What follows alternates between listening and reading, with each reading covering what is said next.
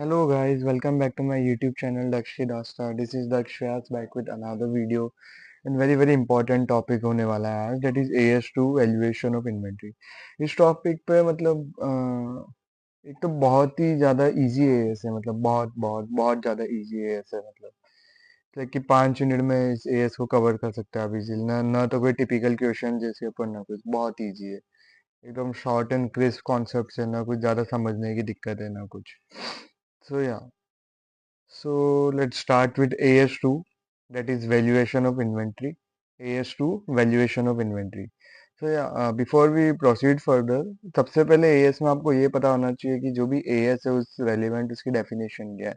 जैसे अपन ने last video में देखा था डिस्क्लोजर ऑफ अकाउंटिंग पॉलिसीज, इसके अंदर अपन ने अकाउंटिंग पॉलिसीज की डेफिनेशन देखी। कोई भी क्वेश्चन आए सबसे पहले अपने को चिपकानी है definition. So yeah, as per AS2, valuation of inventories. Inventories are the assets held for sale in ordinary course of business. Ordinary course of business means finished goods in or in the process of production of such sale or for consumption in production of goods or service for sale. So yeah, basically there are three points. As per AS2, inventories are the assets held for sale in ordinary course of business or in the process of production for such sale, that is WIP, and for consumption in production of goods or services, that is raw material. So yeah, अगर easy language में याद रखने की कोशिश करें तो as per AS2, inventories are the assets held for as a finished goods, WIP और for raw materials, और उसके अंदर के जो technical terms है जैसे for sale in ordinary course of business, in the process of production or sale, or for the consumption in production of goods or services for sale. तो ये AS2 की इन्वेंट्रीज की डेफिनेशन है। कभी भी AS2 का क्वेश्चन आए सबसे पहले आपको चिपकानी है AS2 की definition. Okay, that is AS2 की definition means that is inventories. What is inventories? Inventories की डेफिनेशन सबसे पहले चिपकानी है। उसके बाद आता है जो मेन जो टॉपिक है इस AS में, AS2 के अंदर वैल्यूएशन ऑफ इन्वेंट्रीज के अंदर, वो है मेजरमेंट ऑफ इन्वेंट्री। ये आपने बहुत बार सुना होगा। सो या as per para number 5, para मतलब पैरा नंबर लिखने की कोई एक्स्ट्रा मार्क्स नहीं है, बट इट्स लाइक कि गुड इंप्रेशन बनता है, अगर याद रहे तो आप लिख सकते हो। सो या as per para number 5, inventory is to be valued at cost or NRV whichever is lower. Inventory is to be valued at cost or NRV whichever is lower. Cost or NRV whichever is lower. अब cost तो आपको समझ में आ रहा है कि that is the purchase price या whatever it is. So cost तो पता है। What is NRV? NRV is net realisable value. अब नेट रियलाइजेबल वैल्यू का अपन कैसे कैलकुलेट करेंगे? तो बहुत इजी है। Estimated selling price minus estimated selling expenses minus estimated cost of completion, तो अपने को क्या मिल जाएगा? एनआरवी। एनआरवी कैसे कैलकुलेट करेंगे? एस्टिमेटेड सेलिंग प्राइस में से क्या माइनस करेंगे? Estimated selling expenses minus estimated cost of completion, तो अपने को मिल जाएगा NRV. So inventory is to be valued at cost or NRV whichever is lower.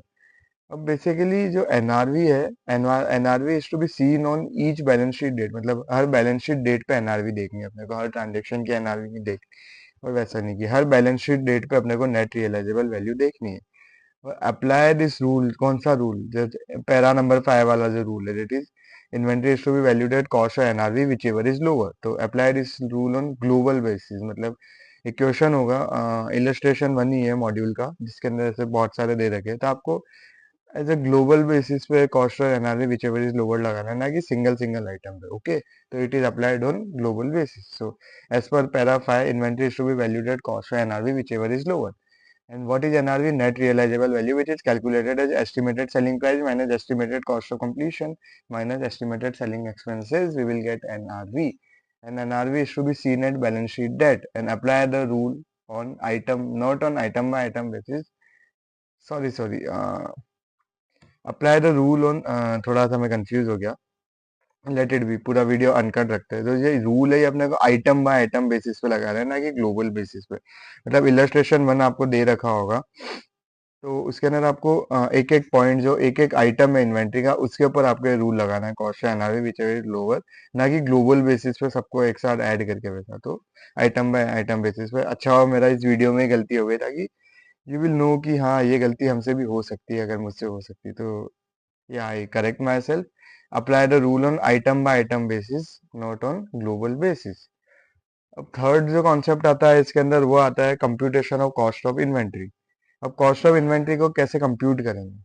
ठीक है, तो सबसे पहले अगर अपन देखें तो cost of purchase of material, inventory में 3 पार्ट देखे अपन ने, डेफिनेशन के थ्रू जाए तो एक तो फिनिश गुड्स, एक क्या होता है WIP, और एक है रॉ मटेरियल। तो अगर अपन परचेज ऑफ मटेरियल मतलब जो फिनिश गुड्स के बारे में बात करें तो बहुत इजी कॉन्सेप्ट है। Cost of purchase of material कैसे कैलकुलेट करेंगे, basic purchase price minus trade discount plus taxes and duties minus recoverable taxes and duties, मतलब जिसका ITC अपने को बाद में अवेलेबल हो जाएगा, बहुत इजी है, plus freight expenses and freight inward and plus other expenses directly attributable to the purchase. बहुत इजी है, कुछ याद रखने की जरूरत नहीं है। It's like trade discount minus होने वाला है और रिकवरेबल टैक्सेस एंड ड्यूटीज भी माइनस होने वाले। कन्वर्जन कॉस्ट मतलब WIP से फिनिश गुड्स की तरफ ले जाने के लिए जो कॉस्ट इनकर होती है कन्वर्जन कॉस्ट। अब इसके अंदर दो टाइप की कॉस्ट हो सकती है, एक तो लेबर है, एक ओवरहेड्स। अगर आपने कॉस्टिंग में पढ़ा तो लेबर जो होता है वो डायरेक्टली अपने को पता चल जाएगा, तो इट इज जो एक्चुअल अमाउंट है वही लेना है। और अगर ओवरहेड्स की बात करें तो ओवरहेड्स में दो चीजें आएगी, आ जाएगी fixed overheads and variable overhead. Fixed overheads को अपन कैसे कैलकुलेट करेंगे, fixed production overheads divide by normal capacity और actual production whichever is higher. Normal capacity और actual production whichever is higher. Variable overheads में क्या होता है, डायरेक्ट एक्चुअल अमाउंट पे। इतना कोई इंपॉर्टेंट और इतना कोई वो वाला टॉपिक नहीं है, तो हो जाएगा, इतना ध्यान देने की जरूरत नहीं। उसके बाद जो फोर्थ कॉन्सेप्ट आता है वो आता है exclusion from the cost of inventory, मतलब इन्वेंट्री की कॉस्ट में क्या क्या इंक्लूड नहीं करना है। अपन ने ये देख लिया क्या क्या इंक्लूड करना है, फ्राइट इनवर्ड इंक्लूड करना है, other expenses directly attributable to the purchase वो इंक्लूड करना है, बट क्या क्या इंक्लूड नहीं करना है, तो इसके अंदर 5 पॉइंट है। तो as per para 5 these are the exclusion from the cost of inventories. तो इसके लिए मैंने एक मेमोरी टेक्निक बताई है, साई, SAI। एस के अंदर दो है, ए के अंदर दो है, आई में एक है, तो SAI, S2A2I, साई। तो सबसे पहले जो एक्सक्लूजन है वो है storage cost, selling and distribution cost. Then आता है ए की, अगर अपन बात करें तो एबनॉर्मल लॉस, एडमिनिस्ट्रेटिव ओवरहेड्स, और अगर आई की बात करें तो इंटरेस्ट एंड बोरोइंग कॉस्ट। तो ये 5 एक्सक्लूजन है कॉस्ट ऑफ इन्वेंट्रीज में से। Sai, storage cost, selling and distribution cost, okay. A, abnormal loss, administration overheads, and I, interest and borrowing cost, okay. अब सबसे मोस्ट इंपॉर्टेंट टॉपिक जिसके ऊपर क्वेश्चन पूछ ही लेते हैं इंस्टीट्यूट वाले, एक तो उस पे पूछ सकते हैं cost of NRV whichever is lower, that is para number 5। एक है para number 24, that is valuation of raw material. Okay, raw material को कैसे वैल्यू करेंगे अपन, अपन ने ऊपर देख लिया कि कॉस्ट ऑफ परचेज मतलब परचेज ऑफ मटेरियल की कॉस्ट कैसे निकालनी हो, कन्वर्जन कॉस्ट कैसे निकालनी, बट रॉ मटेरियल की कॉस्ट कैसे निकालेंगे, उसको कैसे वैल्यू करेंगे, तो एज पर पैरा 24 मैंने बहुत इजीली इसको फ्लो चार्ट के लिए थ्रू समझा रखा है। अब रॉ मटेरियल जो है ना उसके लिए अपन चेक करेंगे फिनिश गुड्स, क्योंकि इतना इजीली रॉ मटेरियल की कॉस्ट डिटरमाइन नहीं कर सकते, इसलिए अगर वैल्यूएशन ऑफ रॉ मटेरियल पे क्वेश्चन आता है तो आपको सबसे पहले फिनिश गुड्स देखनी है। अगर selling price of finish goods is more than और equal to cost price of finish goods, if selling price of finished goods is more than or equal to cost price of finished goods, then raw material is to be valued at cost price। अगर selling price of finish goods है वो cost price of finish goods के या तो equal है या उससे ज्यादा है, तो अपन रॉ मटेरियल को किस पे वैल्यू करेंगे, कॉस्ट प्राइस पे वैल्यू करेंगे, मतलब जो कम होगा उसी पे वैल्यू करेंगे, इट्स प्रीटी ऑब्वियस। और if selling price of finish goods is less than cost price of finish goods, तो उसके अंदर आता है कॉस्ट प्राइस और replacement price whichever is lower, cost price और replacement price whichever is lower, okay. Repeat with me, as per para 24 valuation of raw material we will see finish goods की price. If selling price of finished goods is more than or equal to cost price of finished goods, then we will value the raw material at cost price. If selling price of finished goods is less than cost price of finished goods, we will value the raw materials at cost price or replacement price, whichever is lower. Cost price or replacement price, whichever is lower. Okay.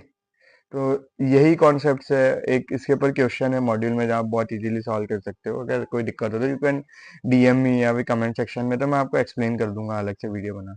तो या AS2 valuation of inventory के अंदर सबसे पहले आपको inventory की definition याद रखनी है। कुछ भी क्वेश्चन है इन्वेंट्री की डेफिनेशन चिपका दो। उसके बाद as per para 5 inventory to be valued at cost of NRV whichever is lower, और उसको अपने को आइटम बाय आइटम बेसिस पे देखना है, ना कि ग्लोबल बेसिस पे देखना है।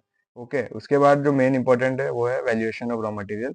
उसके लिए अपन फिनिश गुड देखेंगे। If selling price of finish goods is more than और equal to cost price of finish good, we will value raw material at cost price, and if selling price of finished goods is less than cost price of finished goods, we will value it as cost price और replacement price whichever is lower. Okay, तो यही पे AS2 valuation of inventory over होता है। इतना ही है।